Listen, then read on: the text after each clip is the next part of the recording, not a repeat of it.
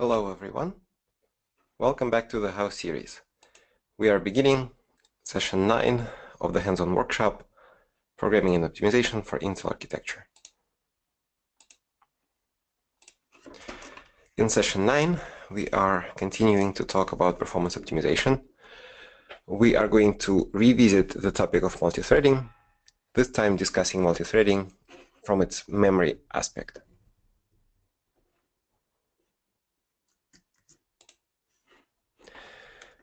Make sure you're aware of the course web page. This is the URL. There you can download my slides, code of the exercises, and watch video recordings of all the presentations. You can also ask questions in a chat. There is a chat window towards the bottom of this page. You can type as I speak, and we will handle questions as we go.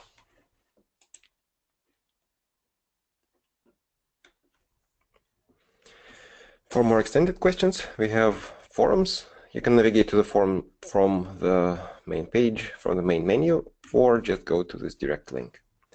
By the way, all the links in my slides are clickable, so download the PDF files and you can click to get transferred.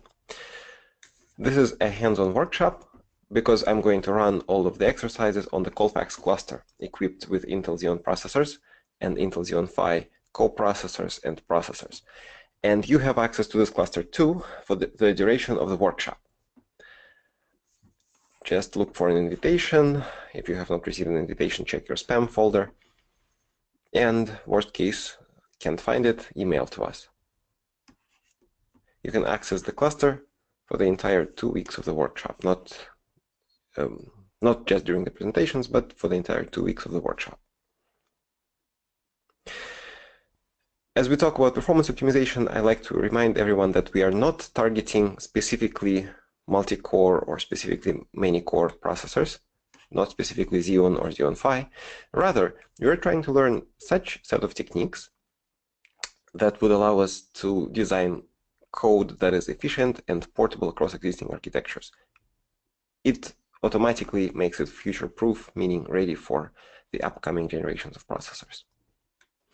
To make this happen, we structure the optimization techniques into 5 areas, as laid out in this diagram. Earlier, we talked about scalar tuning, vectorization, and threading optimization. What we're going to talk about today is really at the interface between threading and memory. We are going to look at the memory aspect of multi-threaded applications. Central to the concept of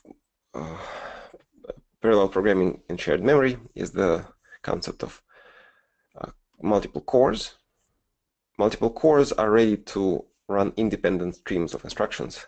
At least this is the definition of cores in Intel architecture.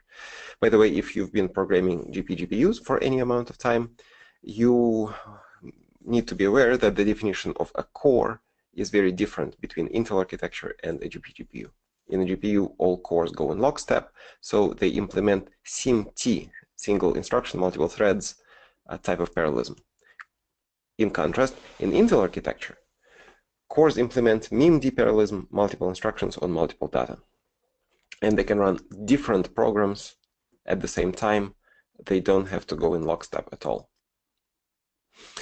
We've already talked about it, but today it will be particularly important that cores are a part of a hierarchy. In this hierarchy, cores present themselves as 2 logical processors in the case of a Xeon, or 4 logical processors in the case of a Xeon Phi. Each logical processor has some of its own hardware replicated inside the core, but other type of hardware, such as vector processing units, are shared between the logical processors. The idea is that you can run not 1, but 2 streams of instructions on every core.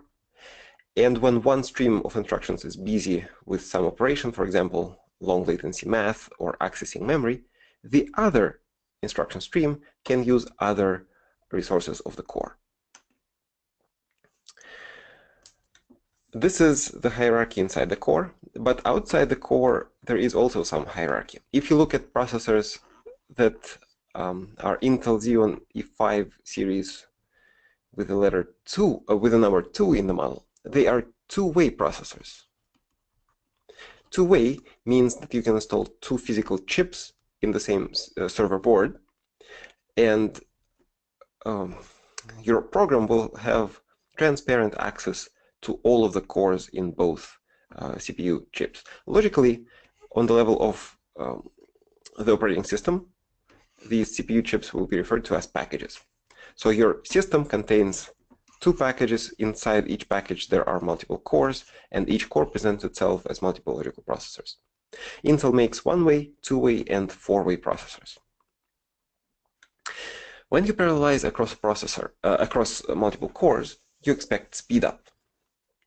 And I'm showing two plots here, demonstrating the reasonable expectations for the speed up of your application. First, let's look at the plot on the right for the CPU architecture. The red line looks pretty clear. Speed up versus number of threads is linear with the number of threads. This red line is actually a measurement of the optimized version of the n-body simulation that we worked with in session 6. We ran it with 1 thread, 2, 4, and so on, and we ran it on a 28-core processor. With 28 cores, we expect the speed up compared to a single core to be equal to 28, and indeed this happens. But it doesn't happen at 1 thread per core. It happens at 2 threads per core, because with 1 thread per core, still it cannot compensate for some of the latencies of cache access. With 2 threads per core, it gets compensated, and you get near ideal speed up. The n-body simulation is compute bound, meaning that its runtime depends on how fast cores can process arithmetics. Not all applications are like that. Some applications are dependent on memory access. It's not a bad case when your application is bandwidth bound, when it accesses memory in a streaming fashion, where it reads long sequential chunks of data. But you need to be aware that for bandwidth bound calculation, you are not exercising the arithmetic capabilities of your cores fully, and you cannot expect linear speedup up to the number of cores. You will experience some speedup like this blue line shows, but the speedup will saturate usually at 1 thread per core. In this processor, it saturates actually at fewer than 1 thread per core, and the maximum speedup is going to be determined by the number of memory controllers rather than the number of cores. So here we experience a speedup by a factor of 4 compared to 1 thread. On Intel Xeon Phi processors, the situation is slightly different. Running 1 thread on a single core is actually so inefficient that you're not using the entire core. In the case of first generation Xeon Phi, that's because each hardware thread issues instructions only every other cycle, so you effectively end up using half the cycles. In second generation Xeon Phi, the latency of memory access use cannot be compensated by a single core, and you need by a single thread running on a core, and you need more than one. So it is common for the speedup to be linear for compute-bound applications up to twice the number of cores. So you achieve the best performance at 2. You achieve saturation at 2 threads per core. If you start using 3 or 4 threads per core, you get a little bit of additional speedup. That's because you compensate for memory latencies more efficiently. If your application is bandwidth bound, then again, saturation occurs sooner. It occurs typically at 1 thread per core. And the speedup that I measured here is 24 compared to 1 thread. So why this happens, and what you can do with regards to the interplay between threads and cores is the subject of today's presentation. And the first major topic that I will discuss is thread affinity. Affinity is another word for binding. And thread affinity is a set of rules for binding threads to cores. By default, on multi-core processors, Linux allows OpenMP threads to migrate between cores. So the screenshot shows what happens. I started an application that uses 12 threads, and 12 logical processors had 100% utilization for a few seconds. And then I started seeing these X-like patterns. Utilization of one logical processor goes up, goes down. Utilization of another logical processor goes up. That's because the thread was moved to a different logical processor. This may be okay for consumer applications. Maybe you're evening out the thermal profile of the processor, so you can well, potentially use turbo mode more often. But this is not good for computation. Your threads in computation applications will likely have their data neatly cached in a local cache. And when the operating system moves that thread, that stream of instructions, to a different core, now it has to go and fetch this data from memory once again. So this is a performance hit every time this happens. So you will improve the locality of data access and consequently performance if you just forbid migration. And this is what thread affinity is for, forbidding migration. But on top of that, you can not just fix threads to cores, but you can fix threads to cores in a specific pattern. And this may further improve cache sharing and further improve performance by reducing thread contention on memory controllers. OpenMP has built-in standard ways to control affinity. I will mention them, but I prefer to use Intel proprietary settings because they're convenient. So I'm showing you the syntax of one of the environment variables that you can use for affinity control. The variable is KMP hardware subset. Just a couple of words about prefixes. If you see a variable that begins with OpenMP, this is a part of the OpenMP standard. If you see something that begins with GMP, this is a part of the GNU OpenMP. Specific to that OpenMP implementation. And if you see something that begins with KMP, this is specific to Intel OpenMP. I don't know why K and not I, but this is how it works. So this is an Intel proprietary environment variable that has the following syntax. The number of cores followed by the letter C, and the number of threads per core followed by the letter T. For example, you can set KMP hardware subset to 3T, and it will tell the OpenMP library to use 3 threads per core. So it will automatically count cores and use as many threads as you need to have 3 threads per core. But this itself does not really set affinity. This is complementary to affinity settings. Why we need it, you will see in a minute. The environment variable that will set affinity is KMP affinity. It has complex syntax. It takes some modifiers. It takes type and optionally permute and offset factor. The most important argument here is type. And most frequently, you will be using the type compact and or the type scatter. Type compact pins threads to cores, but it does it with a pattern where threads with nearby numbers are placed as close to each other as possible in hardware. KMP affinity scatter will place threads with nearby numbers as far from each other as possible. I will explain graphically what that means. You will also find good use for the modifier verbose and for granularity thread. As promised, I will show you graphically what that means, but before I go there, I want to show you OpenMP standard ways of controlling the number of threads and affinity. Actually, affinity. The standard OpenMP tools are OMP ProcBind and OMP Places. OMP ProcBind sets the pattern, so this is equivalent to this is similar to KMP affinity, and the patterns are true or false, also spread, close, or master. OMP Places controls the granularity of this binding.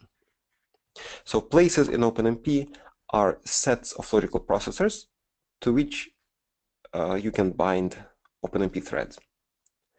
And in an unfortunate collision of terminology, OMP Places threads means that threads are bound to logical processors. Cores means that a place is a core. Sockets means that a place is a package.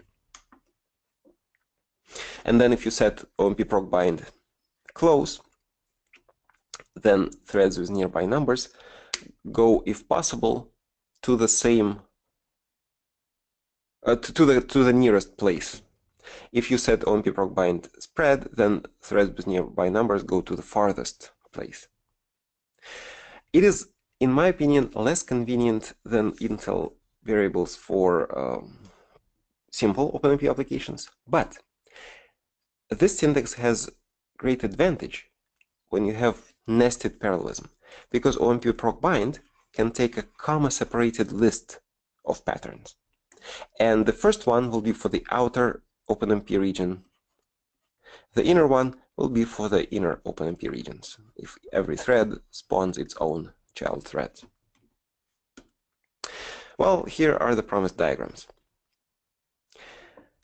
Here I illustrate the thread affinity pattern, scatter. This is where threads with nearby numbers go far from each other. Why would you want threads with nearby numbers to go far? This is usually beneficial if your application is sensitive to the memory bandwidth or bandwidth bound. You have to combine this with one thread per core. You can either set OMP num threads. This is not portable because on different processors you will have different numbers of cores. Or you can set KMP hardware subset 1T, and then OpenMP will automatically calculate the number of threads, the number of cores that you have, and use one thread per core. So you will combine this and that. Well, I'm using granularity fine, which means that threads are not allowed to migrate between across the logical cores in the same across the logical once more. Granularity fine means that threads are tied to a particular logical processor.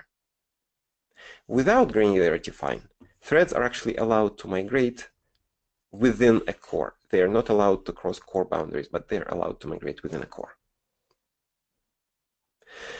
So this combination of variables will look like this. Suppose we have two packages.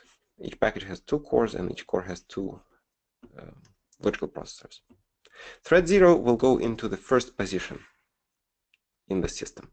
Thread 1 will have to go as far as possible from 0, which means on a different package. Thread 2 will have to go as far as possible from 1 and also far from 2, which means that it will go to package 0, but to the next core, as opposed to the next logical processor, and so on. This way, if you use one thread per core, or even fewer, you will even out the load on memory controllers.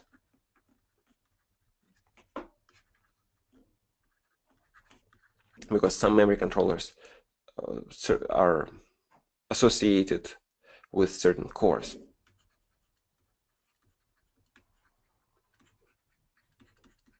So by spreading out your threads, you're evening out the load on memory controllers. The other pattern, compact, is generally beneficial for compute-bound applications. Well, in fact, it is beneficial for applications that want to become compute-bound. They want to go from the memory-bound mode to compute-bound mode, meaning they want to mask memory access latencies. For the compact pattern, you will typically use many threads per core. On a Xeon, typically you will use 2 threads per core. On a Xeon Phi, 4 threads per core. You will combine this setting with KMP Affinity Compact, and then thread 0 will go to the first position, thread 1 will go to the next position, which is on the same package on the same core. Thread 2, well, we've filled up this core, so we have to go to the next core. So in this way, you can populate all logical processors on all packages.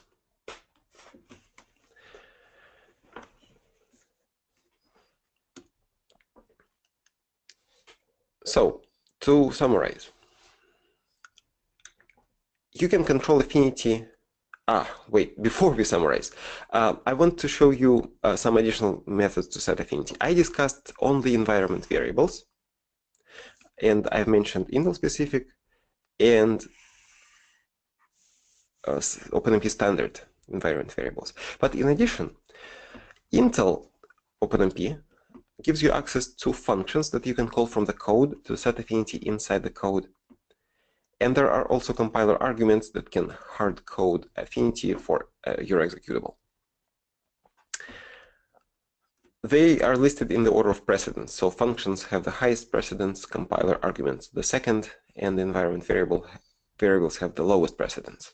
So they only work when you are not using functions and compiler arguments. The OpenMP standard controls for affinity include pragmas. So inside, next to pragma OMP parallel, you may have procbind and then the same syntax as for the variable OMP procbind. There are functions.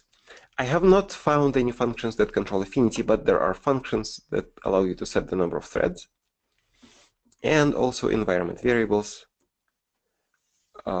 which I already discussed. By the way, these links are clickable, and if you have my slides, you can click, and they will take you to the compiler documentation.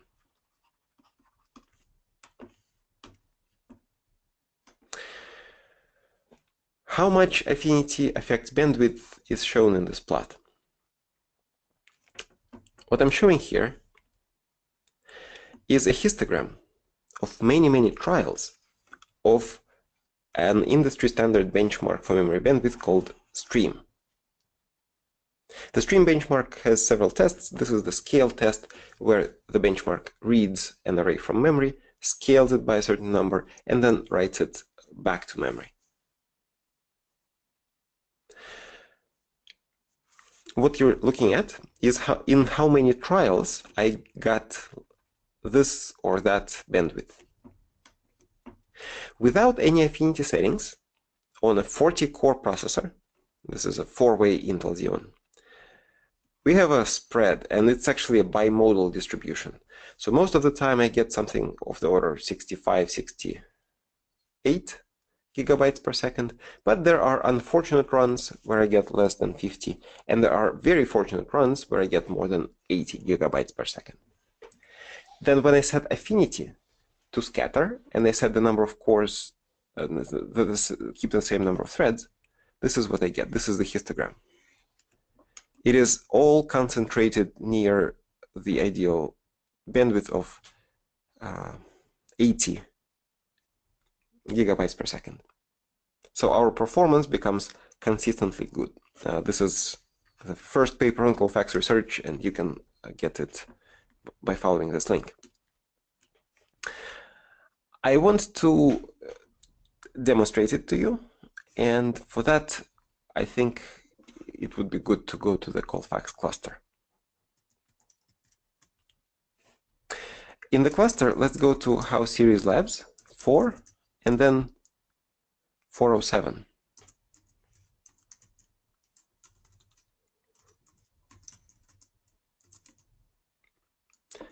First, let's experiment with compute-bound applications. What I have here is an application that does matrix-matrix multiplication, but it relies on the LayPack implementation, on the BLAS implementation in the Intel Math Kernel library. So the code is long, but what happens here really doesn't matter. What matters is this function. This is what I'm timing, and this is a call to a function that computes matrix C equal to matrix A times matrix B. All of the matrices are of size n by n, square matrices, and I will experiment with a size of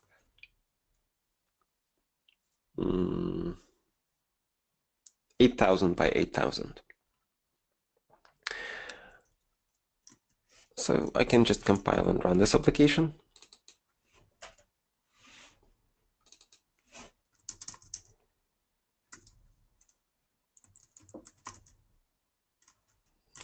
Wrong.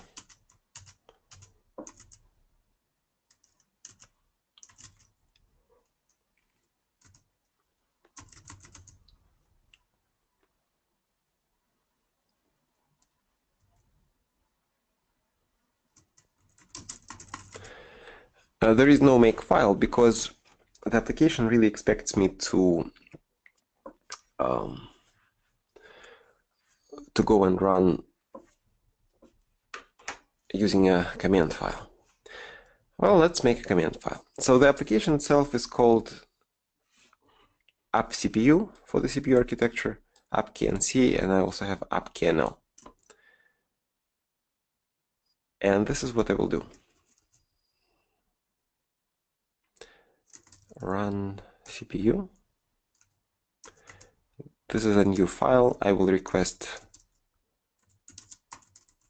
one node with the Ivy Bridge architecture. And I will go to the current directory.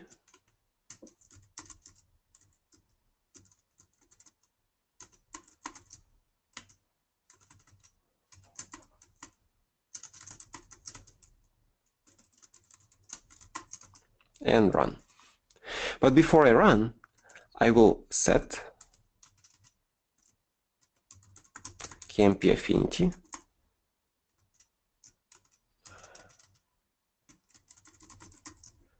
to verbose. It will print some diagnostic information that we will find useful.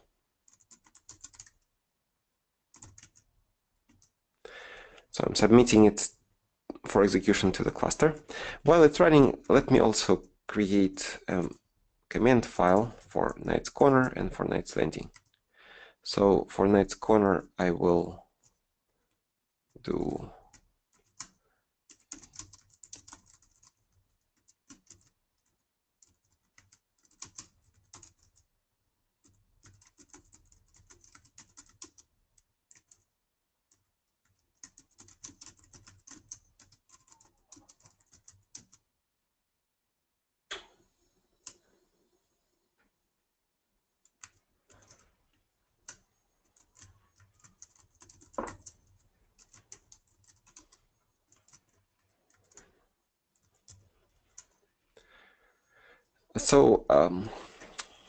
for Knight's Corner, the application is native, so I have to run it on the Xeon Phi coprocessor.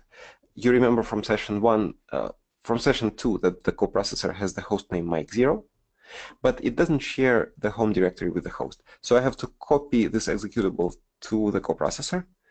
Then I have to log into the coprocessor and run my application. Because I want to set affinity, I use KMP affinity verbose before I run the application. And I can submit that too.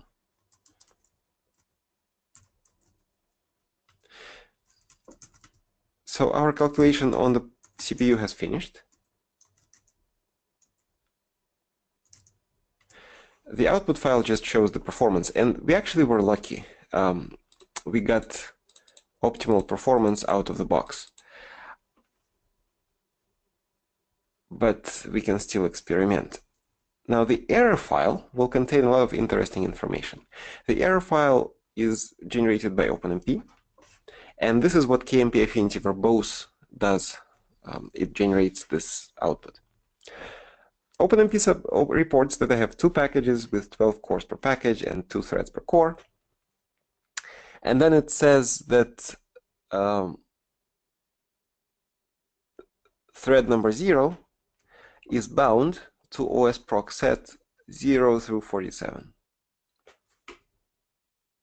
Thread 1 is bound to OSProc set 0 through 47. And all the threads are bound to the same OSProc set. So what it's really saying is that they're not bound at all. Threads are allowed to go wherever they want on the processor.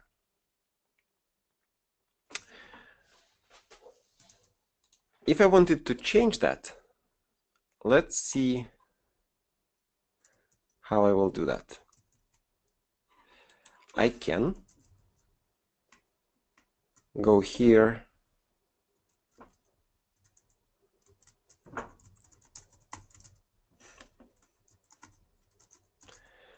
and set affinity to verbose, compact, granularity fine.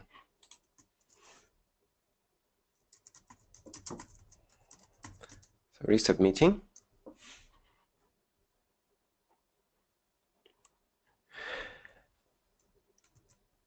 And while it runs,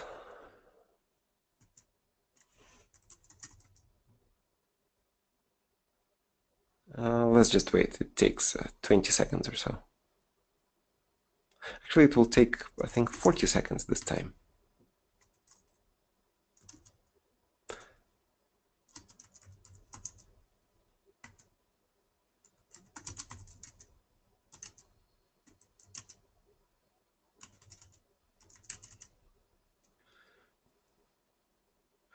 Okay, so this time the application was actually slower.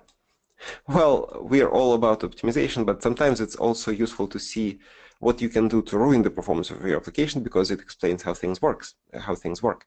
So our performance from almost 500 gigaflops per second went down to 200 gigaflops per second. But we have something interesting in the error file, and that's what it reports. When you set affinity to some pattern, you will actually have two mapping in the output of your program. The first mapping is OSProcs to physical hardware. So you have packages, cores, and threads. They are enumerated. The numbers with which they are enumerated are called OSProcs. So package 0, core 0, thread 0 happens to be enumerated with the number 1, so this is number 0, so this is OSProc 0. Its neighbor on the same core is not OSProc 1, but rather it is OSProc 24.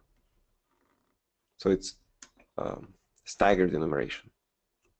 OSProc 1 is actually core 1, thread 0, and its neighbor is OSProc 25, and so on. Well, this is how they are enumerated on the CPU. It's actually different on the Xeon Phi, but this is the first mapping. The second mapping that OpenMP prints is the mapping of OpenMP software threads to OSProcs. So if you want to see how threads are mapped to physical hardware, you need to go two mappings, threads to OSProcs and then OSProcs to packages and cores. So thread 0 is OSProc 0.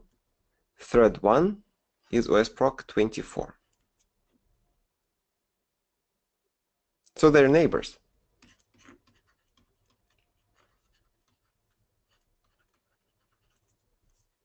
Thread 2 and thread 3 are also neighbors. One goes to OSProc 1, the other to OSProc 25, which according to that mapping are neighbors, and so on. So why did the performance go down? This is not a trivial effect, and maybe this is not the best application to explain it, but the truth is that we use the Intelmath kernel library, which uses OpenMP in the back end. This is why you see all of this listing. But when you use Intel MKL, it respects OMP-num threads, but only to a degree.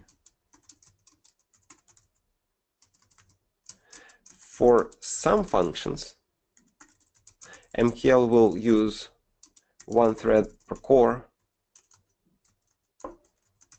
even if OpenMP creates more threads.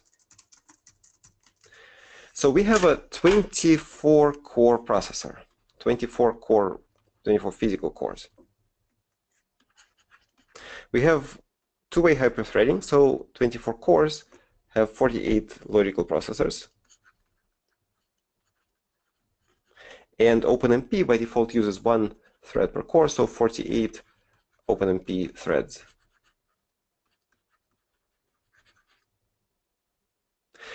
This is the default behavior of OpenMP, but the math kernel library will only use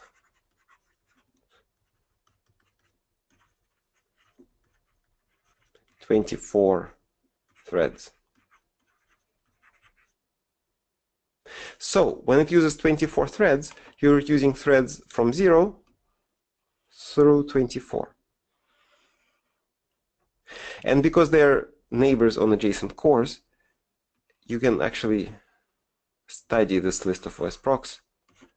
And this list fills package 0. And package 1 is not used. So we ended up using just one CPU chip out of the two. So how can we make it so that OpenMP populates only every other logical processor? So this is package 0, this is package 1, this is core 0, and this is core 1 on this package, and this is the logical processor 0 and the logical processor 1, 0 and 1. What OpenMP did now is thread 1 goes here, thread 2, 3, 4, and so on. What we want is thread 1 to go here, thread 2, thread 0 go here, thread 1 go here, thread 2 go there, and thread 3 go there, so that the second logical processor is not used. This is how this particular code works best. To accomplish that, we need to slightly change the affinity setting, and we need to set the permute factor.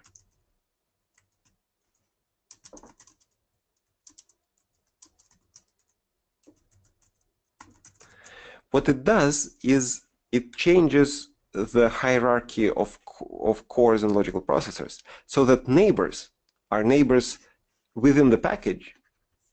I'm sorry, it changes, yeah, the order in the OpenMP hierarchy, so that putting two threads close to each other would mean putting them onto adjacent cores and not onto adjacent logical processors.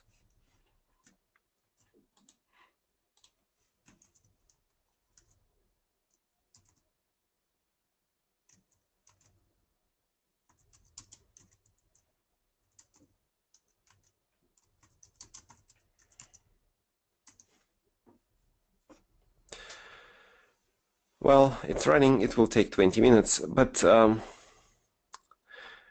we started with an application that ran fine without any affinity settings. It's difficult to illustrate it in this workshop, but what you will see if you run it many times is that sometimes you will have lucky runs, sometimes you will have unlucky runs. So sometimes you will have 400 gigabytes per second, other times you will have 200 gigabytes per second. To avoid this, we need to set affinity so that we always get lucky runs. We tried to set affinity with KMP Affinity Compact, didn't work. So now we're trying KMP Affinity Compact, 1, and now it seems to work. MKL was an easy example, but you will probably see some fluctuations in your own applications, and the way to eliminate them is with affinity settings. Okay, so now we are getting once again 476 gigabytes per second, and if I run it many times, it will stay at this level. That is because the mapping has changed. The mapping of OS procs to packages is determined by the operating system. It doesn't change. But the mapping of packages to threads has changed. So thread, oof.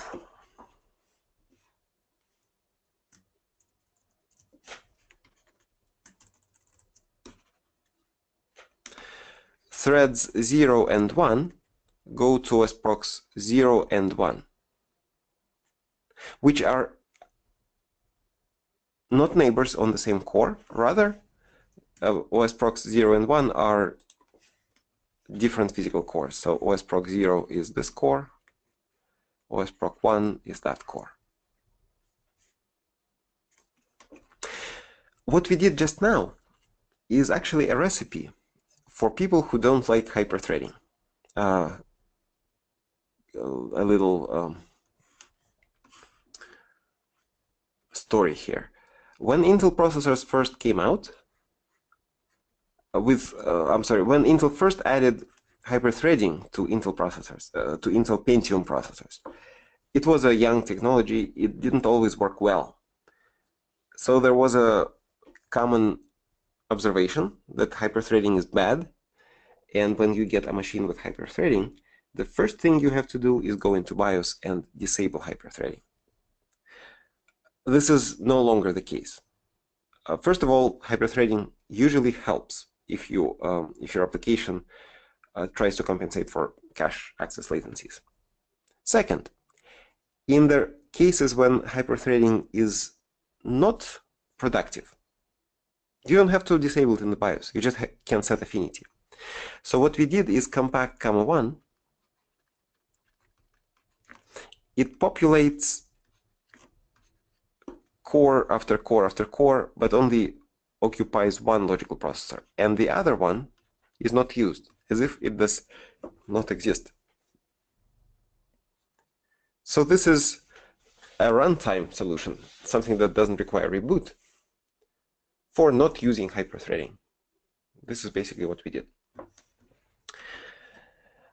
Well, I'm talking about performance optimization, and what I showed you is really performance stabilization. So let me show you an example of performance optimization. Remember, we created a command file to run this program on a Knights Landing coprocessor.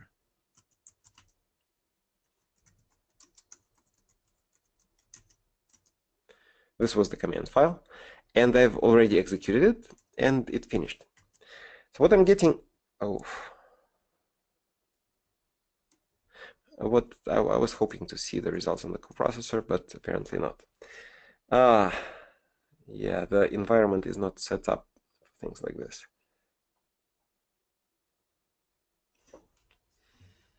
Okay, give me a second to fix my command file, and then we can run.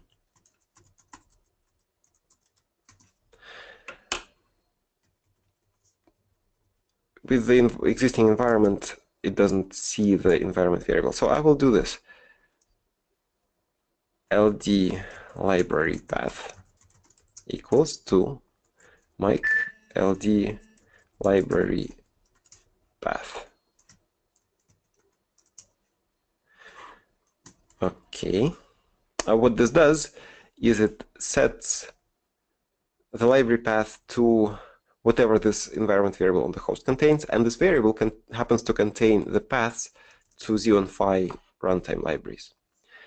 So let me rerun this, and we will see what the results are like. Okay, qsubrun KNC, and now we just have to wait.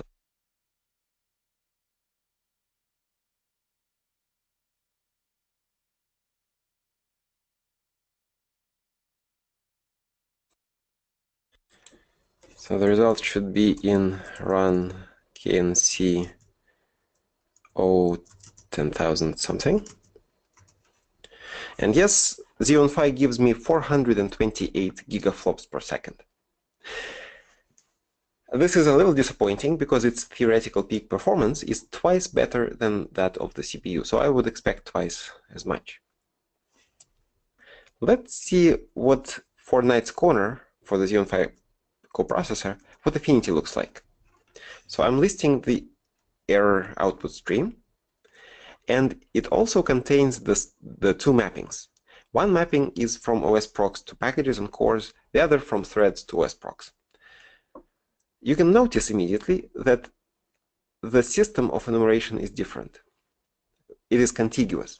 OSProx 1, 2, 3, and 4 are all neighbors on the same package and the same core. And then 5, 6, 7, 8 are neighbors on the next core, and so on. So this is different from the Xeon. We don't need necessarily to know about it. We only needed to analyze that next mapping. The next mapping, oh, and there's an oddball core number 60. The next mapping is from software threads to OSProx. And what happens is threads 1, 2, 3, 4 go to OSProx 1593, so with a stride of 4. So threads 1, 2, and 3, and 4 are not neighbors. They go to different cores. And in fact, the neighbors are threads 0, 4, 8, and 12. These are neighbors. Wait, that's not right. No, the neighbors would be 0, 61, 122, and so on. So from this mapping, you can tell that the default affinity on Xeon Phi, and this, by the way, applies to KNC and KNL, is scatter. This is different from the Xeon. On Xeon, the default is none. So affinity is set on Xeon Phi out of the box. But it is set to the pattern scatter, and in the pattern scatter, threads with nearby numbers are not neighbors, which is unfortunate, because cores in Xeon Phi, they have 4 hardware threads, and they have a shared level 1 and level 2 cache. So, if in my application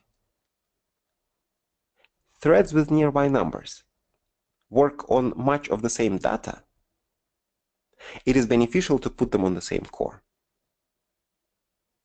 So I want threads with nearby numbers to be on the same core so that they can share data in the caches.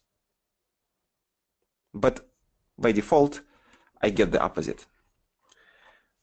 If I want to improve that performance on Knight's Corner, I have to change the affinity. So once again, this is point A, 430. Now let's get to point B.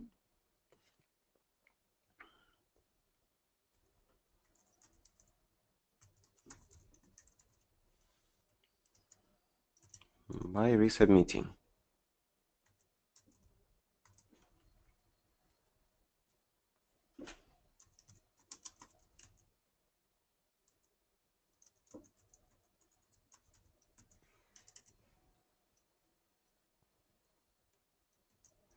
So point A is 430.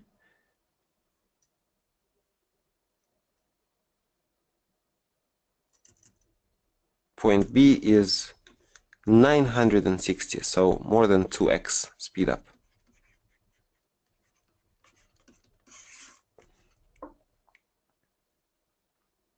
And the speed up was because we changed affinity setting to compact.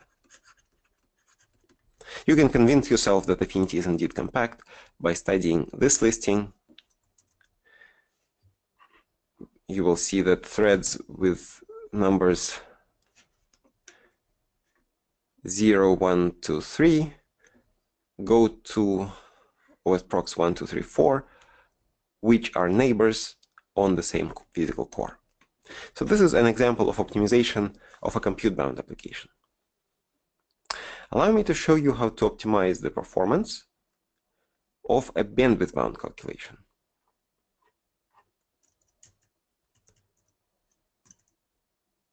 So for a bandwidth-bound calculation, we will go back to the terminal, go up 1 level, and go to part 2 compute. So this is where we are.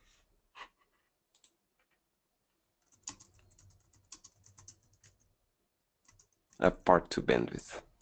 So this is where we are. 407, part 2 bandwidth.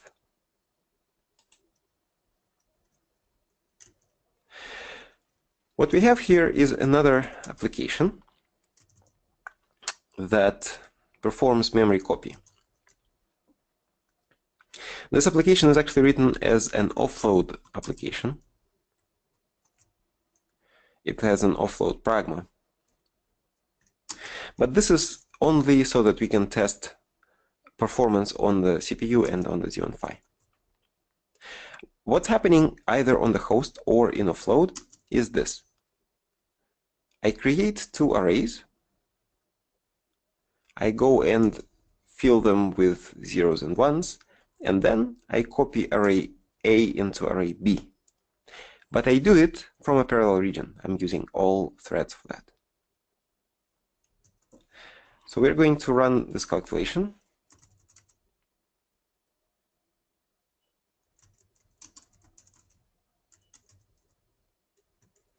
Oof. What happened?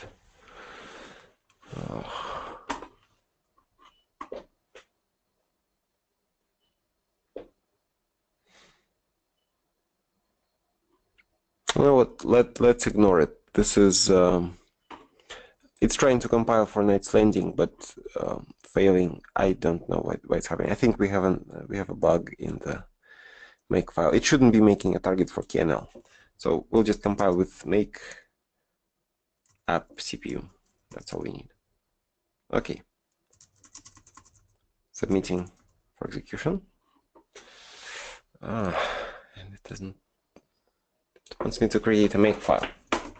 Okay, I'll create a make file.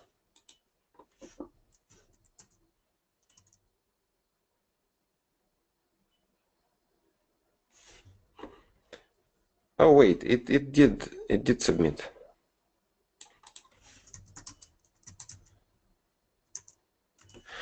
So here's what I'm getting. I am getting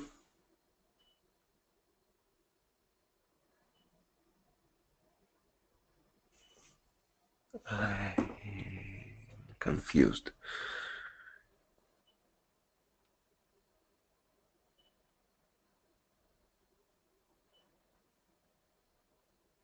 Ah, yes, it's all good. So I'm getting two runs. One run does array copying on the CPU, and it gets 63 gigabytes per second. The other run does memory copying on Xeon Phi, and it gets 150 gigabytes per second. Array copying is definitely a bandwidth-bound calculation, so we better use the wisdom for thread affinity that says that we have to use one thread per core and affinity of type scatter, so that threads with nearby numbers go far from each other, relieving the contention on memory controllers.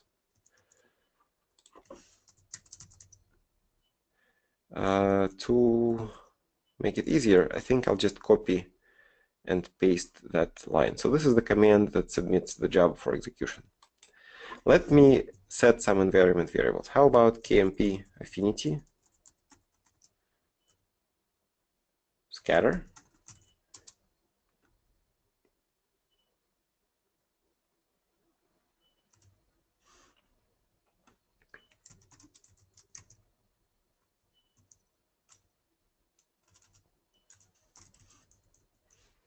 So we started with, mark these numbers, 152 and 64 on Xeon Phi and on the CPU. Now we have 151 and 69, slightly better. And the last step would be to go and change the number of threads. I could try OMP num threads. On the CPU I have, what, 24 cores, so 24. And I want one thread per core, and I'm setting one thread per core.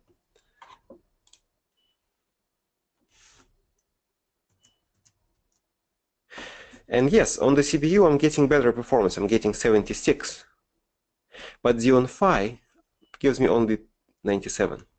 Well, that's not surprising, because remember, during offload, whatever environment variables you set on the CPU get propagated to Xeon Phi. And of course, I could go and do the trick with mic-env prefix, like here. I discussed mic-env prefix in session 2. But this is really getting too cumbersome. I need to know exactly how many threads I want to use. This is why I prefer Intel's proprietary variables for controlling the number of threads and affinity to the built-in OpenMP variables. Instead of that, what I want to use is KMP hardware subset 1T. 1T stands for 1 thread per core. And automatically, I should get 1 thread per core on the CPU and 1 thread per core on Xeon Phi. This was just a quick illustration of why KMP variables instead of OMP.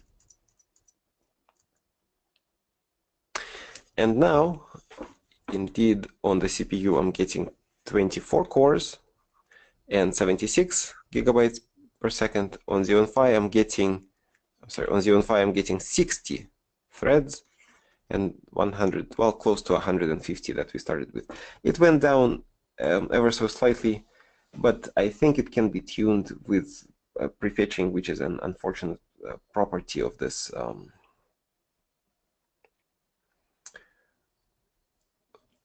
platform.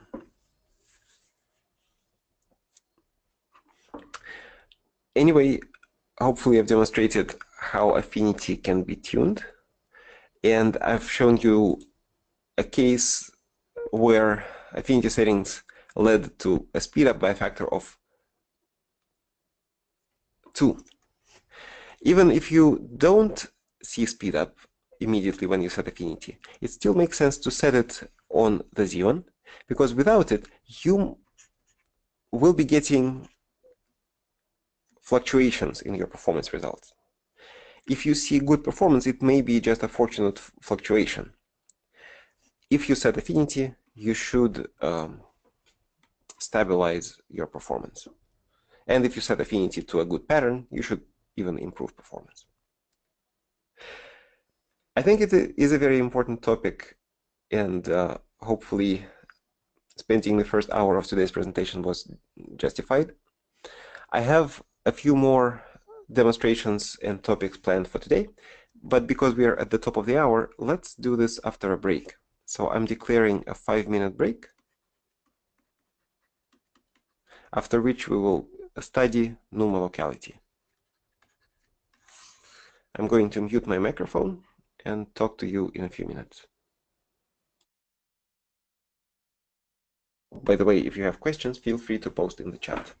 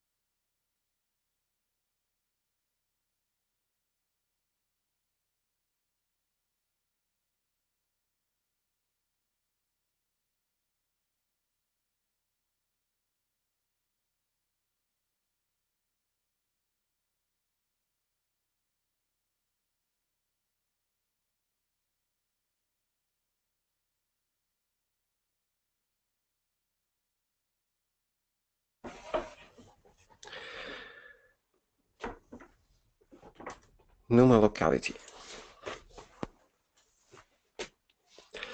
NUMA is an acronym. It stands for Non-Uniform Memory Access.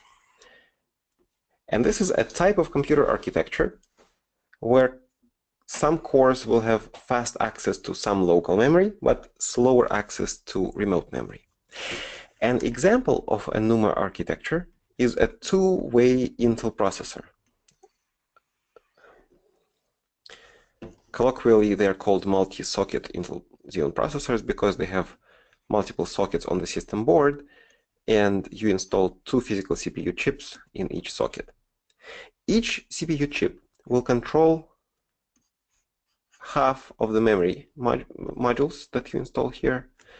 And when cores talk to local memory, this is going to be fast, but any core can request any other, can request data in any other memory module.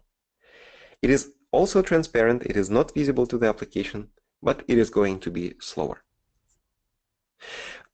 When you have parallel applications running in NUMA systems, you need to make your applications NUMA aware to reduce the impact of non-uniform memory architecture on performance.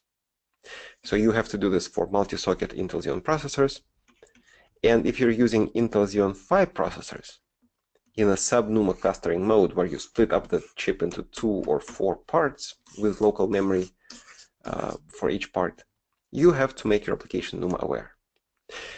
Sometimes people ask the question, why do NUMA architectures if they are more complex to program? And the simple answer is that it is easy to make a two-way processor which will have twice the number of cores, twice the amount of memory, twice the memory bandwidth. But it would be difficult to do all the same in an SMP architecture. SMP stands for symmetric memory access, and this is the opposite of NUMA. Symmetric means all cores have the same latency and bandwidth of access to all memory. It is possible to make a 22-core chip today, but it is very difficult to make a 44-core Xeon. So NUMA is the price you pay for having twice the number of cores, twice the amount of memory. There are, of course, many aspects that you need to control in a NUMA-aware program, but there is one that I want to present in this course, which is so subtle, and at the same time, it can result in such tremendous performance benefits, and also so simple to implement that it's hard to ignore. I will first about allocation on first touch in the context of NUMA. So in Linux, when you do malloc or mmmalloc, you're allocating memory on the heap. What happens on the level of the operating system is that your process tells the operating system that it wants to reserve a buffer, say 1 GB in size, and it will be contiguous in the virtual memory of that process. But the operating system will not actually allocate virtual memory pages for this buffer. It will not map virtual memory onto physical memory until the first touch to that buffer. If your system is NUMA, then by default in Linux, you have a first touch allocation policy, which means that when one NUMA node first touches a newly allocated array, this node gets that part of the memory mapped to the local memory. I will explain it in a slide in a minute. But first, the recipe. If you want your application more NUMA friendly, then when you initialize data, you need to initialize it with the same parallel pattern with which you are planning to use this data. In particular, if you are allocating an array that you will be using from a parallel memory region, then it makes sense to do first touch to this array from a parallel memory region. This is what it looks like in hardware. On the left, I have a bad case. On the right, I have a good case. So the bad case is this. I have a large array. The array is large and it is contiguous in virtual memory. So when you have in your application the pointer to the beginning of this array, you can add any offset and you will be within that array as long as the offset is smaller than the size of the array. But in physical memory, this array will be split up into virtual memory pages, usually 4 kilobytes or 2 megabytes in size. And virtual memory pages will be mapped onto the physical hardware. Within the memory page, the mapping of virtual to physical memory is contiguous, but virtual pages themselves do not have to be laid out sequentially in physical memory. So how exactly will they be laid out? If your application does first touch to this array from a serial section with one thread, this thread is running, say, on NUMA node 0. NUMA node 0 touches A0. Linux says, okay, you want this memory page to be allocated? Okay, I will take these 4 kilobytes of data and I will put them locally onto node 0 because it was touched by node 0. Then it keeps initializing the array and nothing happens until it touches a fresh virtual memory page. Linux says, okay, this page was touched by node 0, so I'm going to put it in the physical memory of node 0, and so on. The entire array will be placed in the virtual memory of node 0. This is not good for two reasons. One reason is that when I use this array at runtime, I may be using it by both the CPUs, but it will be served only by the memory controllers of CPU 0.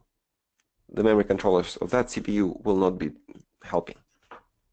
In addition, when CPU 1 talks to this array, it will have to go across the quick path interconnect. This is the interconnect between the two processors. And there will be an additional latency and additional bandwidth loss in QPI. A better program would do first touch to this array from a parallel region. For example, the first quarter of the array initialized in thread 0, the second quarter in thread 1, third quarter in thread 2, and so on. When thread 0 is writing to zeros to the array, it will get virtual memory pages locally on node 0. When thread 1 touches portions of the array, it will get those pages mapped locally on node 1, and so on. So you will distribute the sequential chunk of virtual memory into discontiguous chunks in physical memory, but these discontiguous chunks will be spread across the two CPUs. As a consequence, at runtime, they will be served by memory controllers of both CPUs, so you have twice the bandwidth to that data. And second, if you are smart about your code, if you use your data with the same pattern with which you initialized it, then you will be always talking to the local memory and you will never be using the QPI. But this is a cherry on top. Most importantly, we are going to use twice the number of memory controllers. This is a performance plot, and I'm going to obtain this performance plot in a second. But for that, we will need to revisit one of the labs that we did earlier, back in session 7.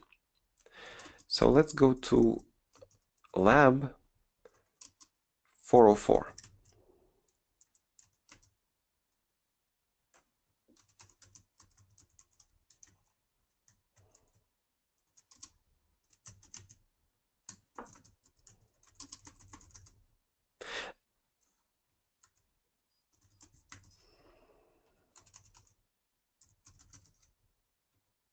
This lab is the histogram calculation lab.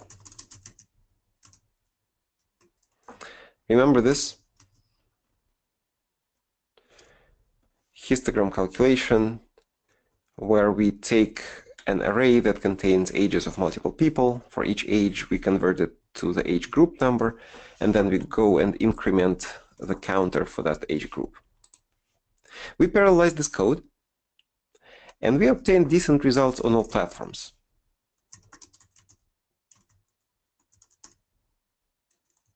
Sorry. This is it. What I want is this. Decent results on all platforms. So this is in values per second, higher is better. This is the CPU performance, Knight's Landing, and Knight's Corner performance. And I promised to show you that I can actually make the CPU work even better. And look what I will do.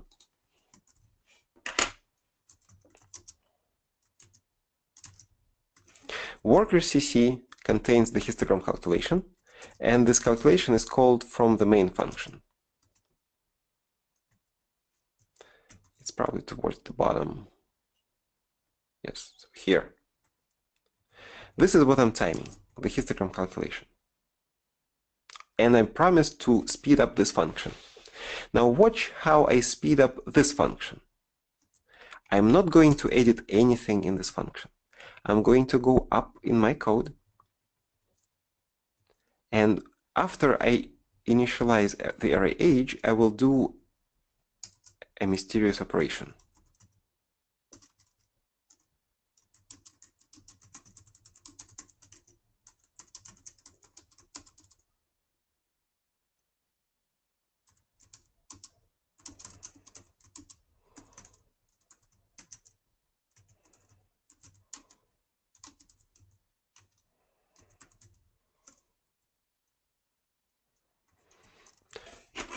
So this is what I added. I added a parallel loop that writes zeros into array age immediately after it was allocated.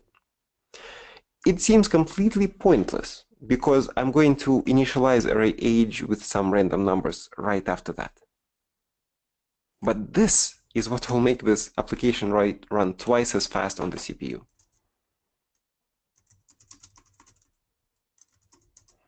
So I'm launching it again on the CPU.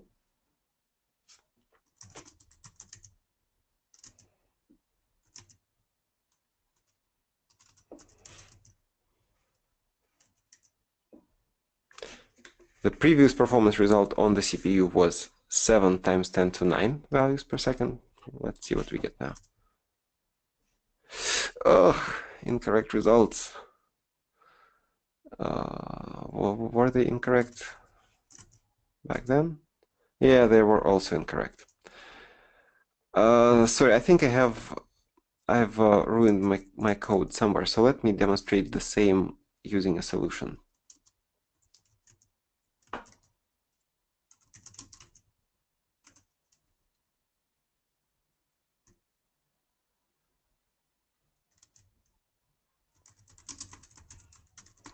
So I will write the code as is. This is one of the codes from the solutions.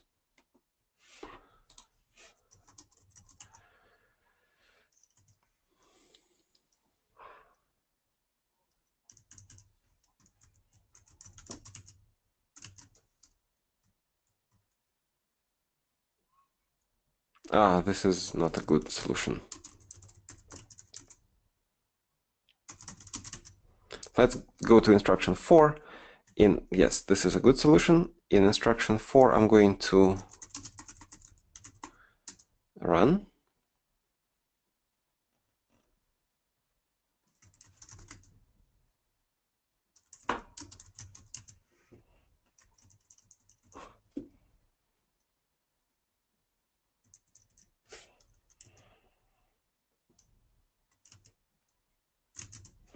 So the baseline is 7.7 times 10 to 9 values per second. And once again, what I did sounds completely pointless. I went into the main function, and immediately after allocating array age, I filled it with zeros.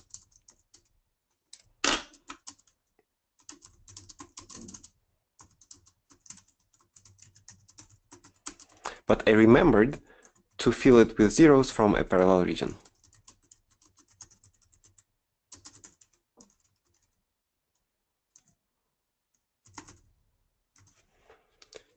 resubmitting. I should get the same exact results.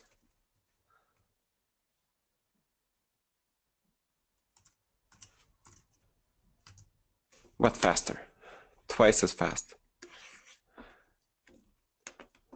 So most people find it quite amazing when they see it. Well, in fact, after performance stabilized, you see, I had a lot of fluctuation in performance, and I only stabilized, settled into 2 times 10 to 10 towards the end.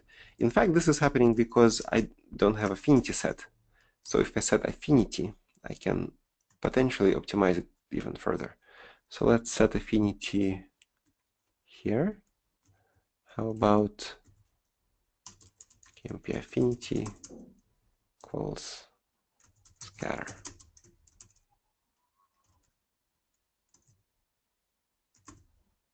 So I will run it again, and hopefully the next time I will not have that much fluctuation, and I will start off with 2 times 10 to 10.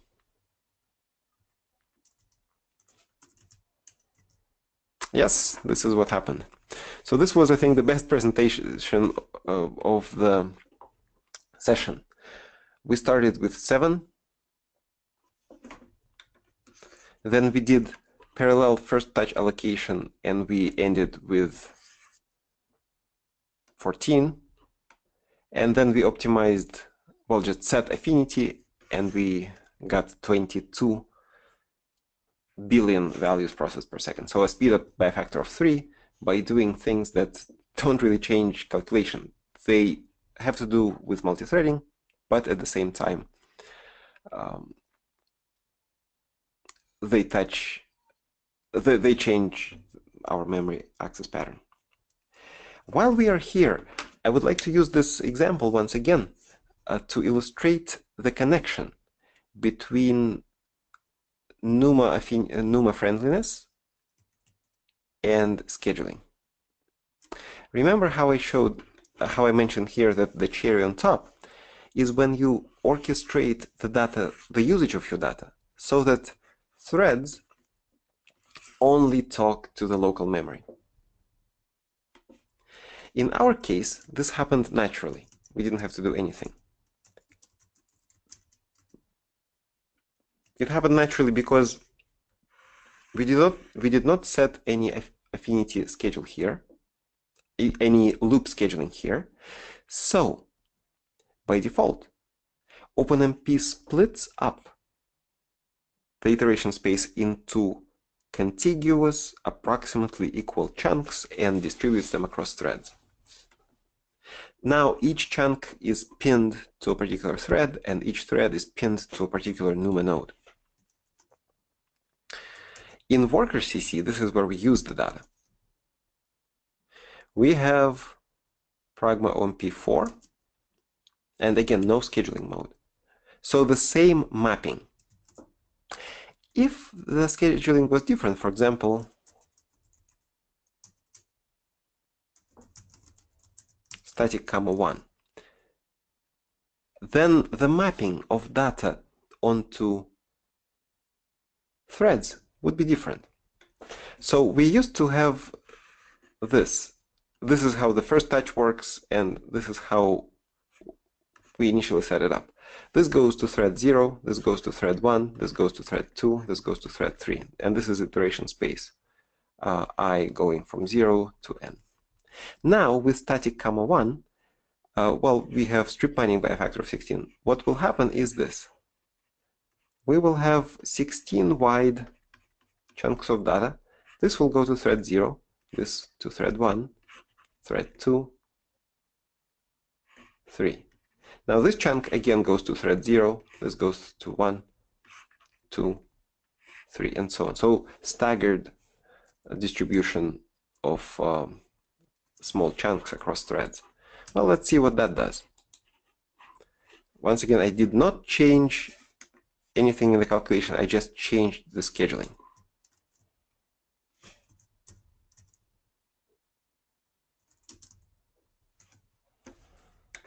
So our last performance result with parallel NUMA, with NUMA-friendly parallel first touch was 22 billion values per second. And now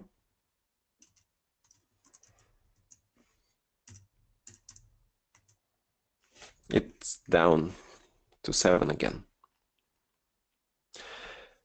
As you can see, it is very important to be aware of where the data is going with respect to NUMA nodes.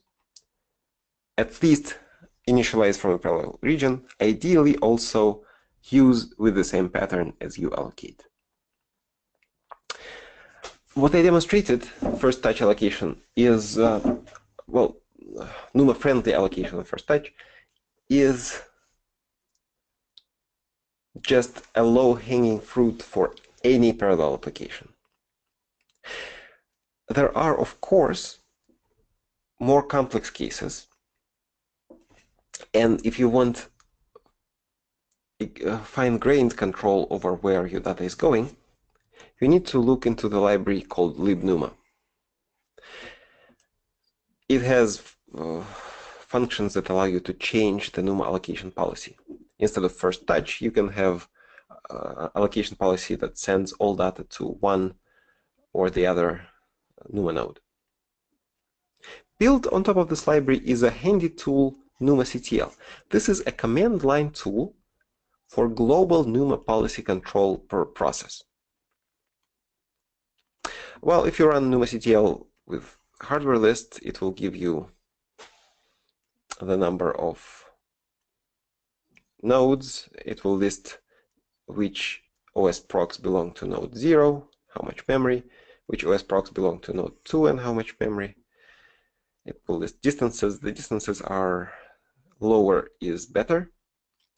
But you can also use it to run your application with a non-default NUMA policy.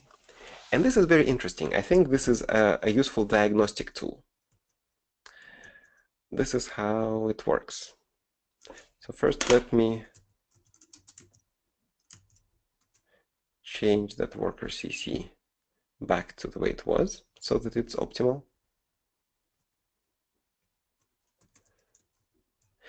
And I will do this. I will actually write my own command file.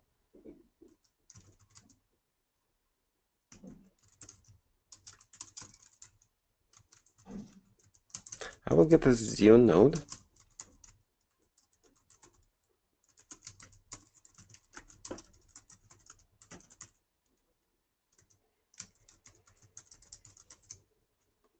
Let's set affinity to compact. And let's set OMP num threads to 24.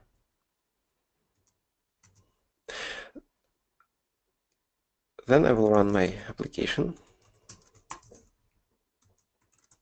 So I have a 24-core processor with two-way hyperthreading. So 24 threads with affinity compact will fill up CPU 0. And naturally, because all allocations will go from CPU 0, all memory will end up on CPU 0.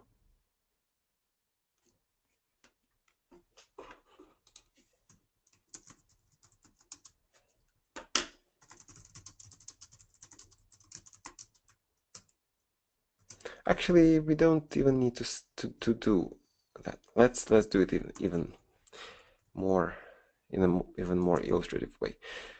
Running thread. Okay, I will do this. NUMA-CTL.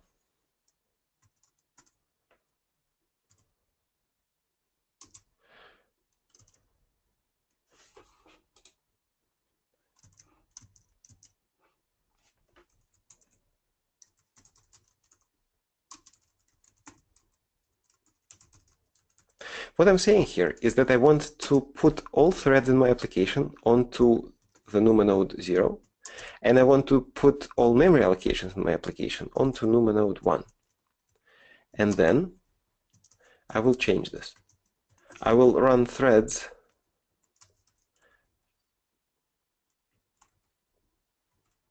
on CPU 1 and memory allocations on CPU, threads on CPU 0, memory allocations on CPU 1.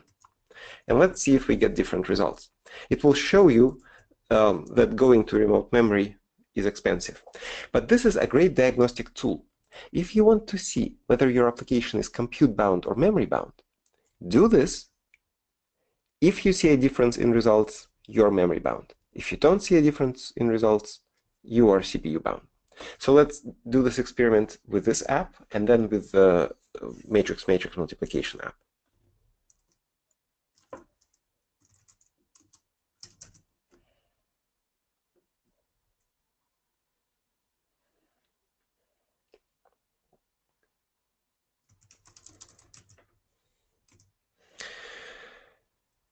So hopefully I've typed everything correctly.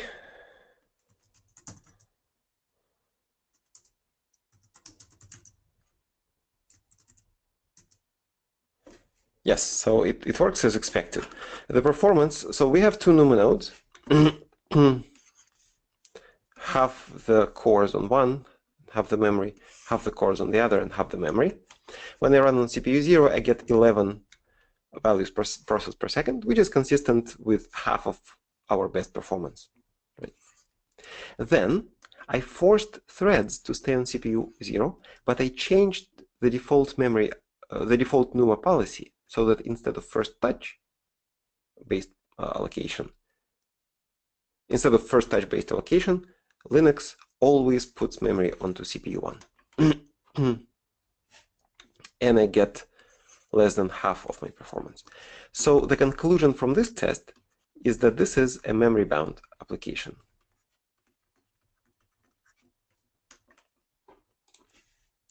Now I'm going to go to a different lab, 407.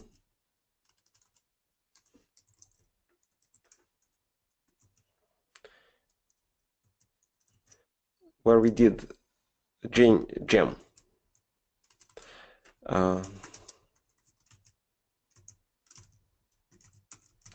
And I will use the same trick. I will set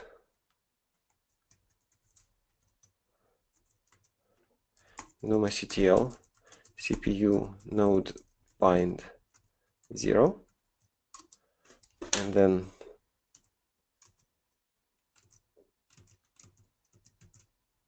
CPU node bind membind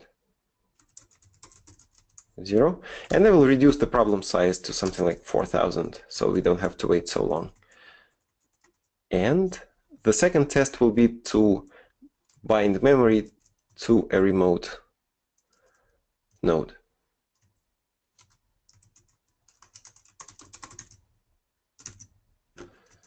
Well, let's see how this goes.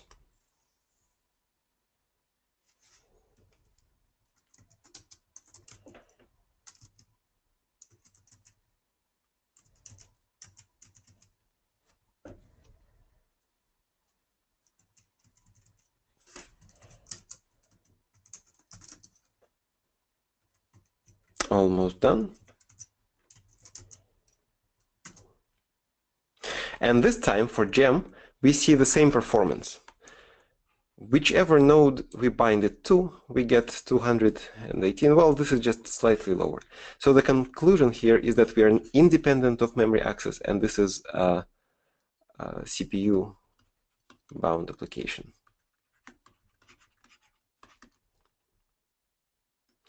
So this is my quick introduction into non-uniform memory access. Hopefully it was useful.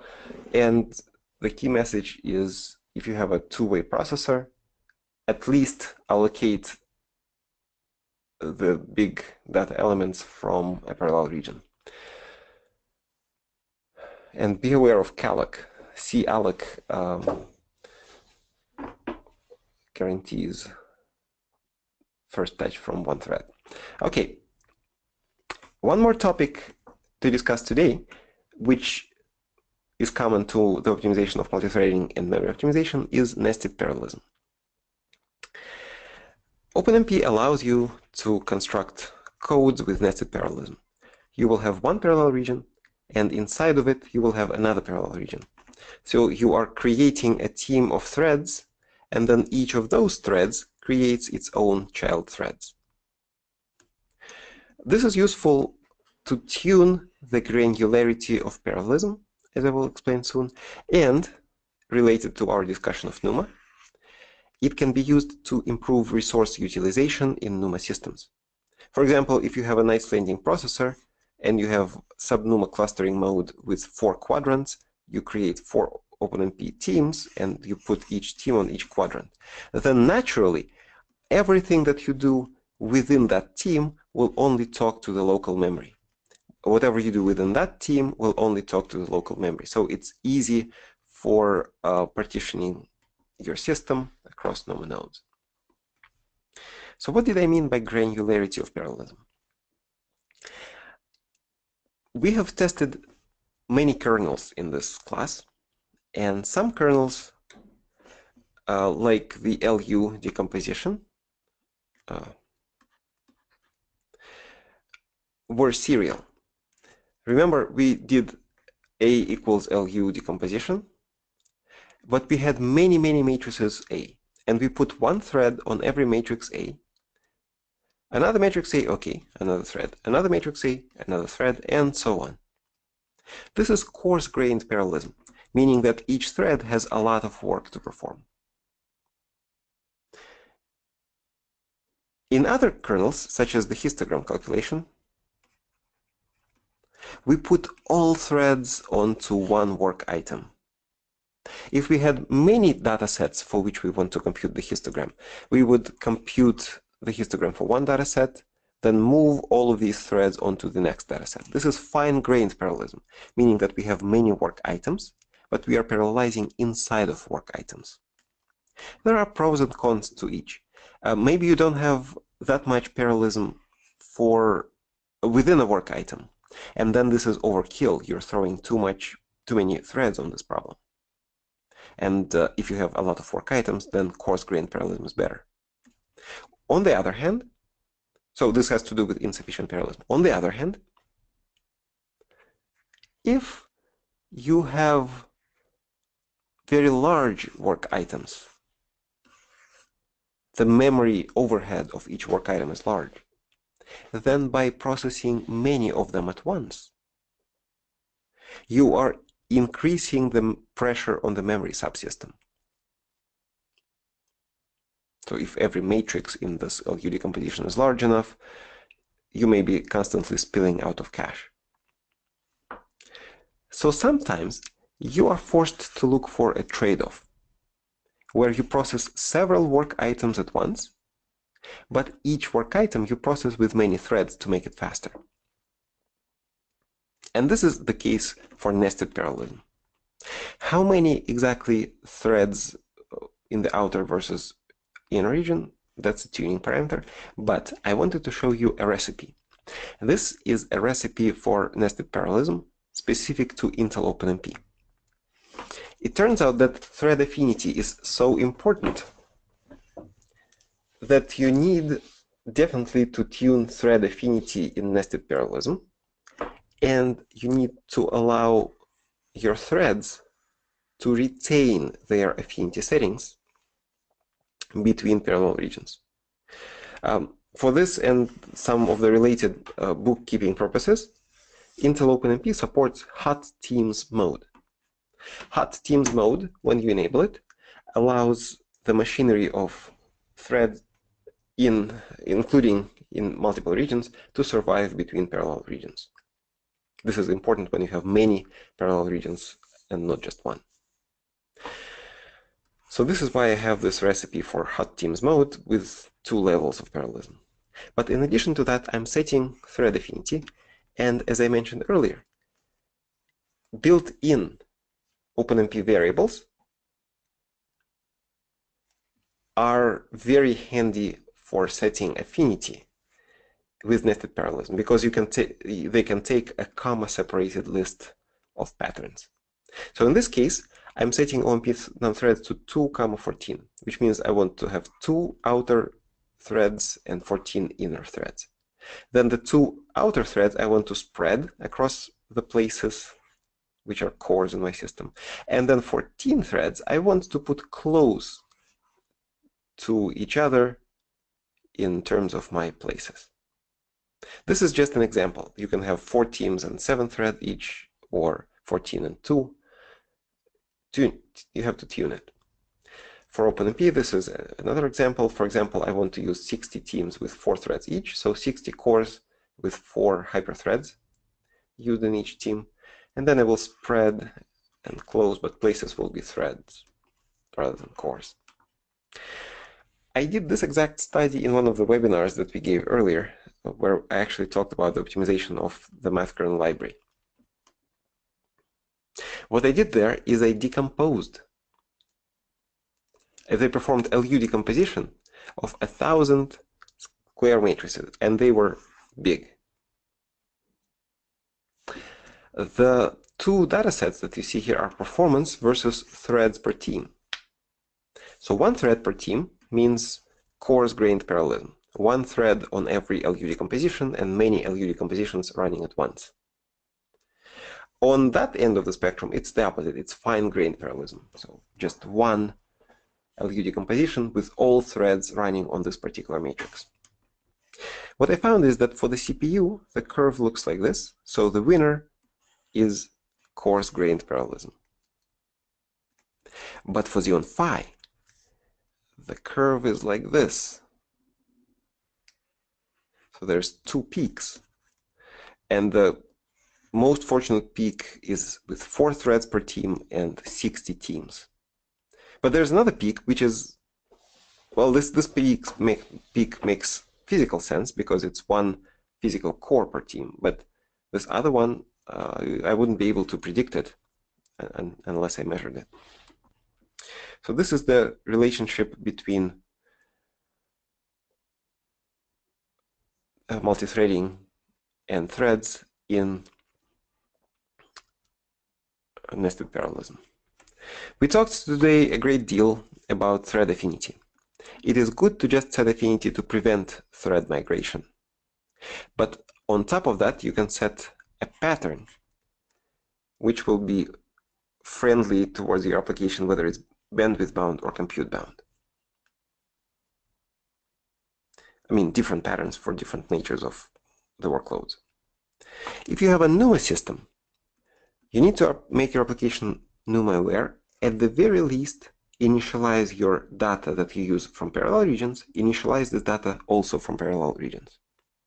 And finally, when you're optimizing threads and need to look into memory optimization, look into nested parallelism. If you have many work items and each work item allows you parallel processing, maybe you need to go with nested parallelism and tune the number of threads per team.